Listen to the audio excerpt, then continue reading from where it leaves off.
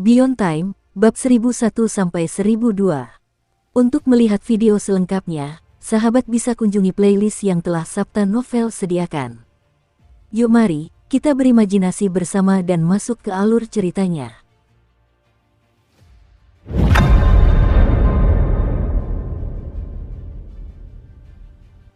Di laut lepas, terdapat seekor ikan yang dikenal sebagai Suix. Ia berdiam di kehampaan dan jarang terlihat.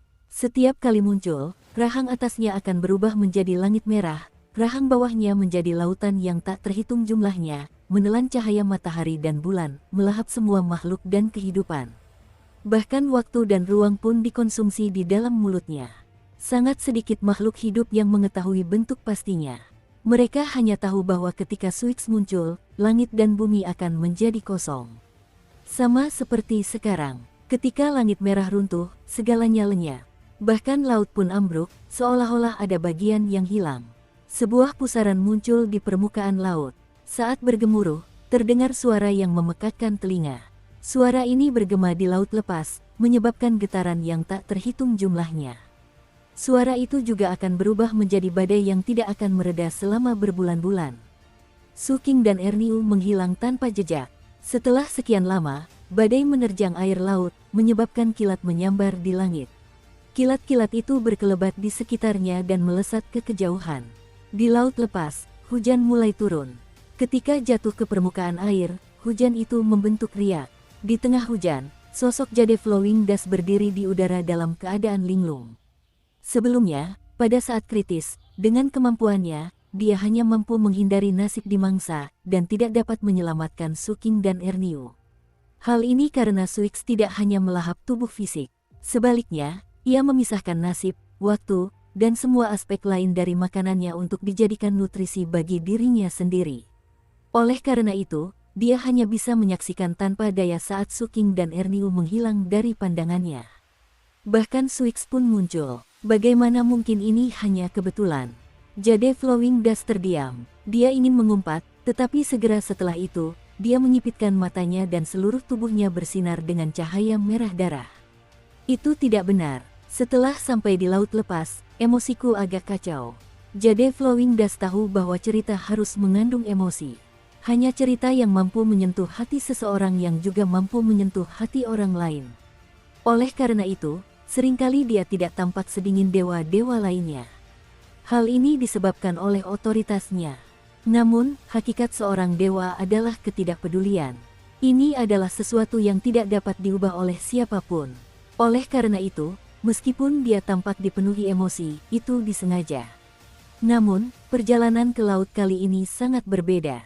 Saya terpengaruh.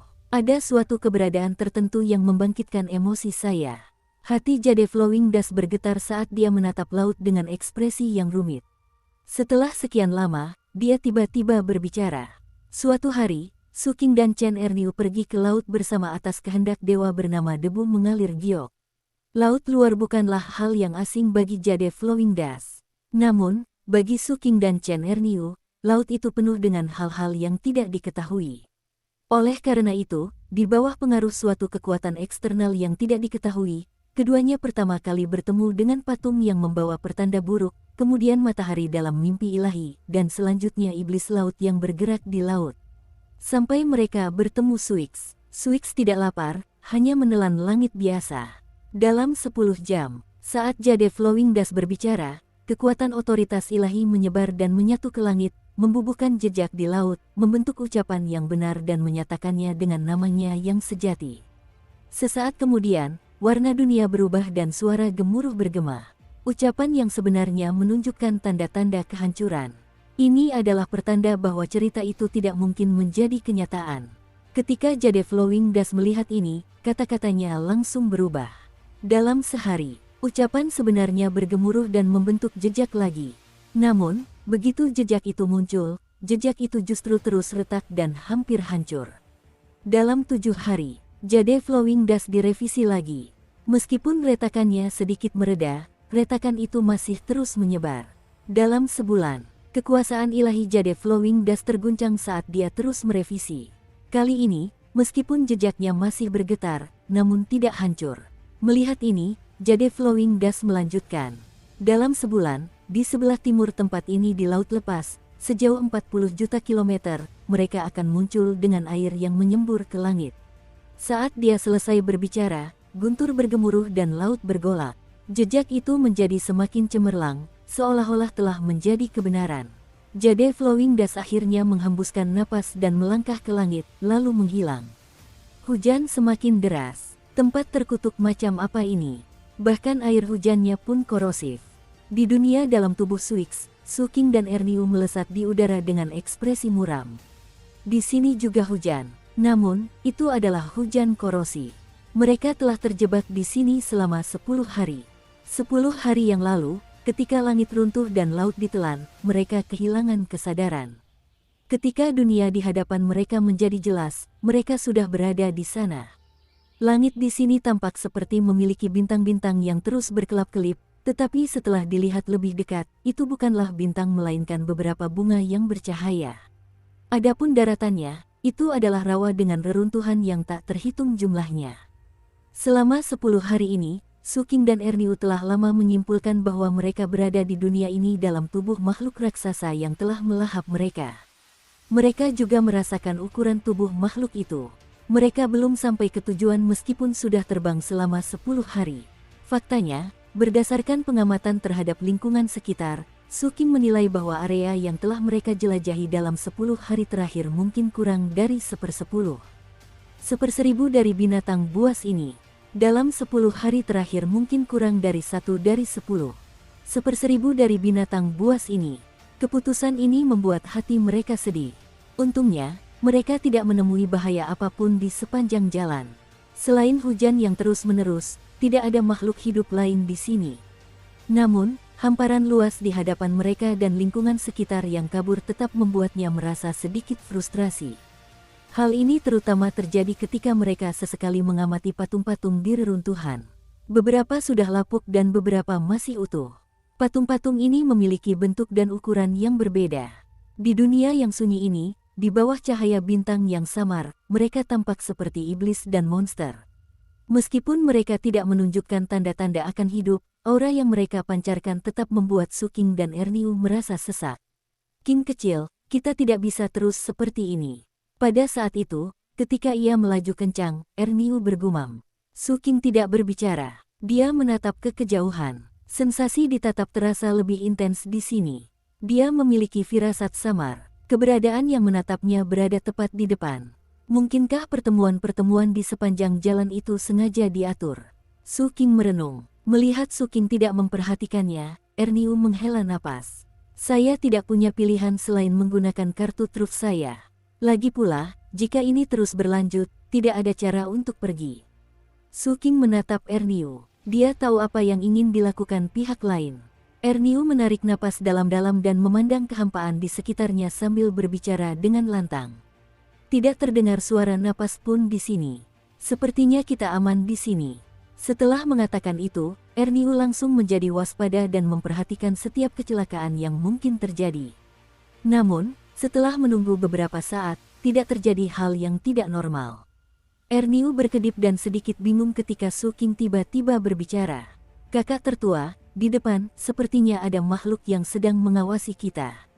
Ketika Erniu mendengar ini, pandangannya mengikuti arah tersebut. Lama kemudian, ia bertukar pandangan dengan Suking. Setelah itu, tekad terpancar di mata mereka. Karena mereka tidak dapat menemukan jalan keluar, mereka harus menjelajahi jalan tersebut meskipun benar-benar ada sesuatu di depan. Keduanya langsung melaju ke depan dengan cepat. Beberapa hari kemudian, seberkas api tampak sangat jelas di bawah cahaya bintang yang kabur. Api itu terpantul di mata mereka berdua. Suking berhenti di tempatnya. Kewaspadaan di hatinya telah mencapai puncaknya. Namun, pemandangan yang ia saksikan membuat hatinya dan hati sang kapten bergetar. Cahaya di depan mereka berasal dari api unggun. Di dekat api unggun duduk seorang lelaki tua yang tampak seperti manusia. Penampilannya biasa saja, dengan satu kaki mengenakan sandal jerami dan kaki lainnya telanjang. Di tangannya, ia memegang tusuk sate besi dengan beberapa potong daging yang tidak diketahui jenisnya, memanggangnya di atas api. Setelah memperhatikan Suking dan Erniu, lelaki tua itu mendongak, matanya yang berbentuk segitiga berkedip saat ia melirik Suking. Perasaanku tidak salah. Kau tampak seperti dewa tetapi bukan dewa, seperti kultivator tetapi bukan kultivator, namun memiliki keberuntungan manusia. Sepertinya kau pernah menjadi manusia. Meskipun tubuhmu sekarang bukan lagi manusia, kau masih bisa dianggap sebagai manusia. Lalu dia menatap Erniu. Sedangkan kamu ini apa? Semacam monster berbulu, langit yang gelap gulita, rawa yang memenuhi lahan, dan reruntuhan menciptakan suasana suram dan mencekam yang pekat. Di dunia Suix yang gelap dan sunyi ini, sebenarnya ada api unggun dan seorang lelaki tua di sampingnya. Adegan ini sangat aneh. Suking tidak bisa memastikan apakah pihak lain itu manusia, monster, atau dewa, namun kewaspadaan dan kegelisahan di hatinya telah mencapai puncaknya. Ini karena dia bisa merasakan bahwa sejak dia melangkah ke laut luar, tatapan samar yang bisa dikenali itu berasal dari tempat ini. Tepatnya, tatapan itu berasal dari lelaki tua di depannya. Jawaban ini juga menjadi sumber kegugupannya. Niat pihak lain tidak jelas. Suking dapat memperkirakan secara kasar bahwa pihak lain telah memperhatikannya sejak ia melangkah ke laut luar hingga mereka bertemu pada saat ini. Mampu melakukan ini berarti kekuatan orang di depannya mungkin telah melampaui tingkat ilahi. Mungkinkah dia terjebak di sini? Begitu pikiran itu muncul, ia langsung menyangkalnya. Ia telah berhubungan dengan banyak dewa dan memahami bahwa ada beberapa makhluk menakutkan yang dapat membaca pikiran seseorang hanya dengan sekali pandang. Oleh karena itu, ia menyingkirkan semua pikirannya dan membungkuk kepada orang tua itu. "Salam, senior." Di sampingnya, wajah Erniu pucat dan pupil matanya menyempit. Tubuhnya sedikit gemetar dan gejolak di hatinya sudah sangat mengerikan. Hanya dengan sekali pandang dari pihak lain, ia merasa seolah jiwanya telah tertembus. Semua rahasianya sepertinya telah terungkap. Erniu mengorek-ngorek ingatannya dan sangat yakin bahwa dia belum pernah melihat lelaki tua di hadapannya ini. Bahkan dengan ingatan kehidupan sebelumnya, dia tidak mengenal orang ini. Namun, keunikan Erniu memungkinkannya untuk menilai tingkat kultivasi pihak lain dengan lebih akurat daripada Suking. Alam apakah ini? Dewa musim panas, dewa sejati, atau di atas alam dewa musim panas? Di atas alam dewa sejati. Membayangkan hal itu, napas sang kapten menjadi terburu-buru dan kulit kepalanya terasa sedikit mati rasa. Dukung terus channel YouTube Sabta Novel. Ia buru-buru memasang ekspresi menjilat dan membungkuk hormat kepada lelaki tua yang sedang memanggang. Junior Chen Erniu menyapa senior. "Terima kasih telah memberikan nama ini kepadaku. Aku pasti akan melakukan yang terbaik untuk membalas kebaikan yang begitu besar di masa depan." Di masa depan, aku akan dipanggil monster bulu. Saat kata-kata Erniu sampai ke telinga Suking, kata-kata itu langsung menggema seperti guntur. Dia sangat memahami kakak laki-lakinya yang tertua. Sangat jarang pihak lain langsung bersikap hormat seperti itu. Orang pasti tahu bahwa bahkan saat berhadapan dengan Jade Flowing Dust, kakak tertua hanya menjilat. Namun sekarang, dia benar-benar mengatakan bahwa pihak lain telah memberinya sebuah nama. Mampu membuat kakak sulung melakukan ini, Suking semakin merasakan betapa menakutkannya lelaki tua ini. Karena itu, dia menjadi lebih berhati-hati. Di samping api, lelaki tua itu tersenyum palsu. Tatapannya kemudian kembali tertuju pada Suking dan Erniu. "Monster berbulu, kau memiliki aura kutukan, menarik. Mengapa aku merasa kaulah yang mengutuk dirimu sendiri? Kau memiliki masa lalu yang cukup kelam, untuk saat ini aku akan menganggapmu sebagai manusia." Begitu mengatakan itu, Erniu tertawa canggung. Saat lelaki tua itu berbicara, ia membalik tusuk sate daging besi di tangannya. Gelombang bau busuk menyebar, membuat orang merasa mual. Namun, setelah menciumnya, ia menelan ludahnya, seolah-olah daging itu sangat lezat. "Kalian makan atau tidak?" orang tua itu bertanya. Suking ragu-ragu. Erniu buru-buru menggelengkan kepalanya. Sejak ia memakan udara dingin dan bulu tumbuh di sekujur tubuhnya, perutnya agak tidak enak selama periode ini. Yang terpenting, ia tidak berani memakannya. Meskipun dulunya ia merasa bahwa tidak ada yang tidak bisa dicerna oleh perutnya, melihat tatapan lelaki tua itu, ia merasa lebih baik tidak makan. "Kami tidak akan makan. Kami datang ke sini setelah makan kenyang." Ketika lelaki tua itu mendengar ini, ekspresinya berubah muram. Seketika itu juga, perasaan mencekam di sekitarnya semakin intens. Langit bergemuruh seolah akan runtuh. Tanah berguncang dan kabut naik. Rawa itu tampak akan mengering. Adegan ini membuat jantung Suking dan Erniu berdebar kencang. Ekspresi Erniu seketika berubah serius. Kemudian dia menoleh dan menatap Suking dengan ekspresi yang sangat serius. "Adikku, cepatlah temani kakak makan. Menghormati orang tua dan menyayangi anak muda adalah kebajikan umat manusia. Orang tua itu sudah tua dan kau masih muda." Suking melirik Erniu dan merenung dalam hati. Dia mengerti maksud kata-kata kapten itu. Orang tua ini aneh. Jika mereka terus menolak, orang tua itu mungkin akan berselisih dengan mereka. Terlebih lagi, tubuhnya istimewa. Saat memikirkan hal itu, tekad terpancar di mata Suking. Dia berjalan ke perapian dan duduk bersila. Melihat Suking datang, lelaki tua itu melemparkan tusuk sate daging. Ekspresi Suking tampak serius saat mengambilnya.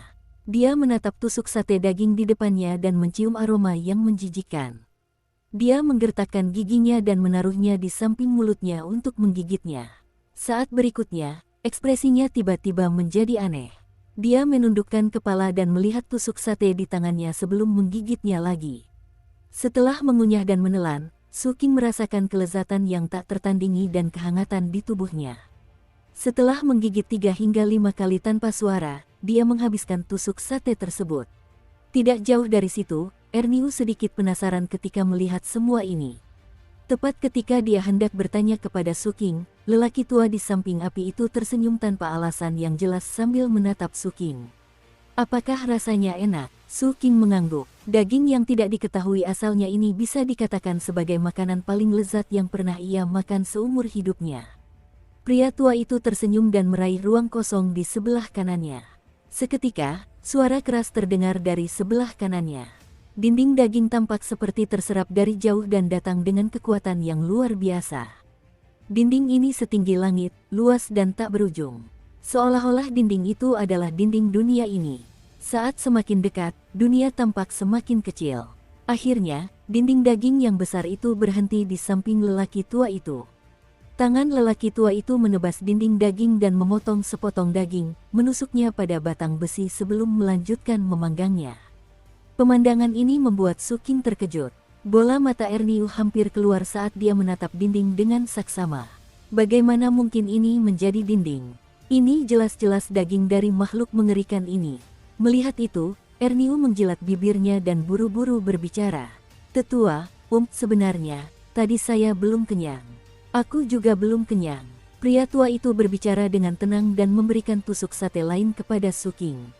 Erniu merasa tersinggung tetapi dia tidak berani mengatakan apapun. Dia hanya bisa menatap Suking dengan penuh harap. Suking buru-buru mengambilnya dan mengabaikan Erniu sambil terus makan.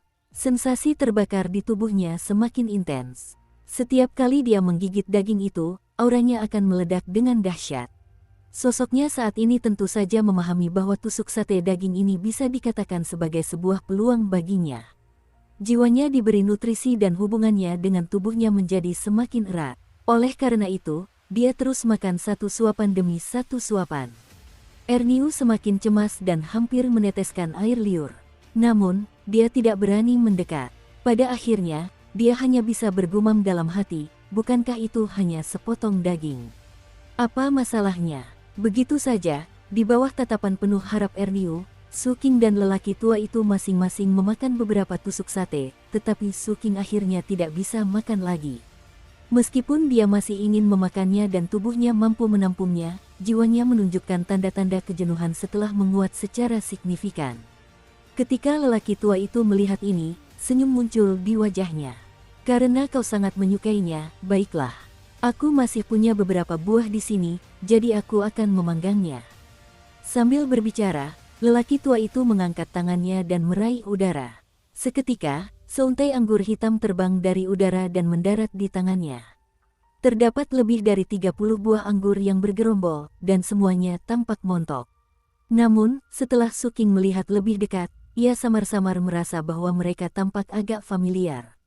Hal ini berlanjut hingga ia melihat bahwa anggur-anggur itu benar-benar bergetar. Terlebih lagi, salah satu anggur itu memiliki celah seperti mata. Jantung Suking bergetar hebat. Erniu merasa seolah-olah disambar petir. Jantungnya juga berdebar kencang. Saat keduanya masih terkejut, lelaki tua itu mencubit sebutir anggur dengan dua jarinya.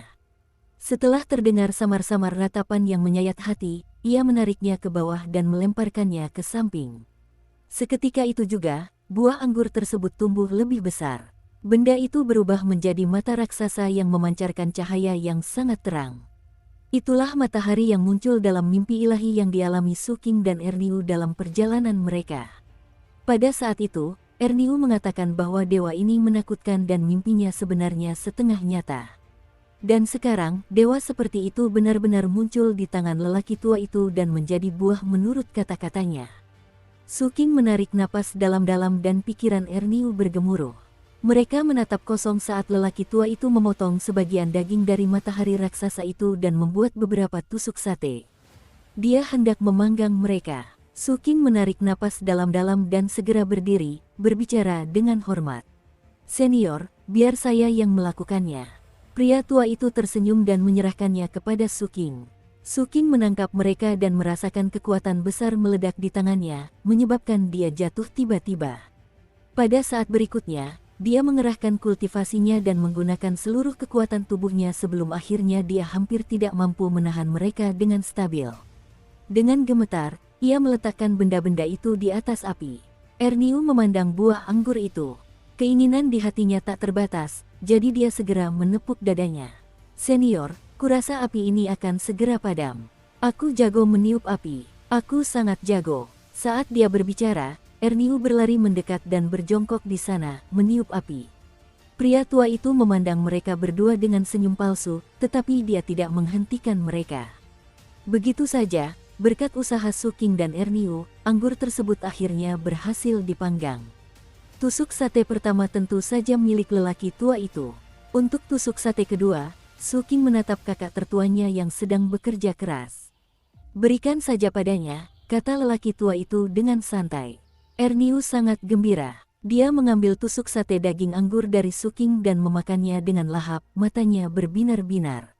Suking menarik napas dalam-dalam dan menggigitnya. Seketika, tubuhnya bergetar. Setelah jiwanya dipenuhi, jiwanya justru menguat kembali, terutama sumber ilahi di dalam tubuhnya, yang juga mulai bergelombang.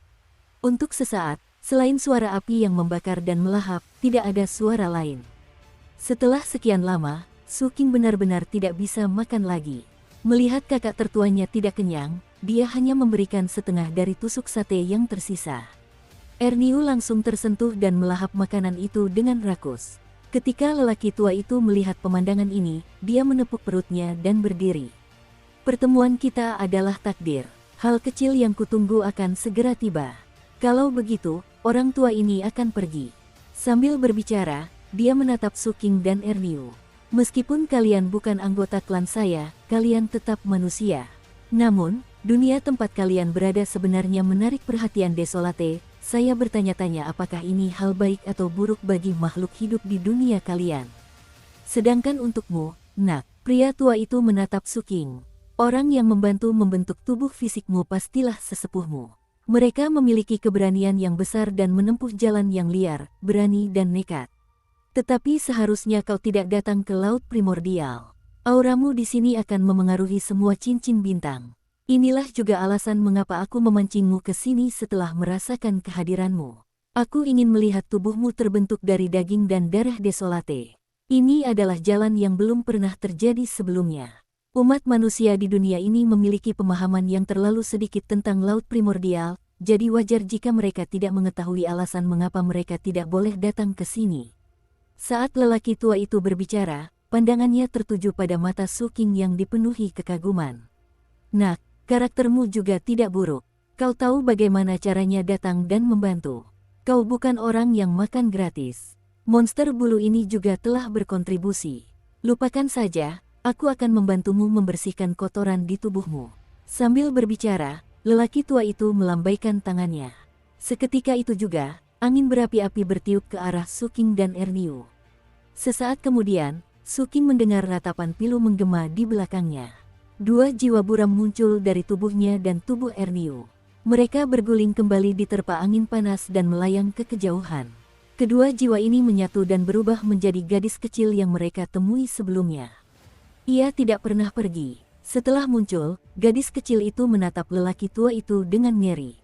"Pergi sana," kata lelaki tua itu dengan tenang. Gadis kecil itu gemetar dan langsung menghilang. Hati Su Qing dan sang kapten bergetar. Mereka segera berdiri dan berterima kasih padanya. Ada banyak pertanyaan di benak mereka dan mereka hendak bertanya. Pria tua itu tiba-tiba mengangkat kepalanya dan menatap ke atas sambil tersenyum. Hal kecil yang kutunggu-tunggu akhirnya tiba.